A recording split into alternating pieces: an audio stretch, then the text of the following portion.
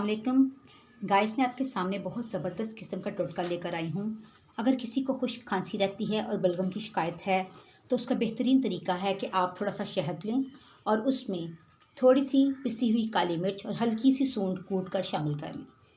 इस अमेज़े को आप रोज़ाना 1 चम्मच खाएँ। इंशाल्लाह ताला आपकी खांसी और बलगम ठीक हो जाएगा और आपको आइंदा शिकायत नहीं होगी। आप अपने हस्बे ज़रूरत शहद, काली मिर्च और सौंठ का इस्तेमाल कर सकते हैं। आप मेरे इस टोटके को ज़रूर आज़माएँ। मेरे चैनल को सब्सक्राइब करें, मेरी वीडियो को लाइक करें।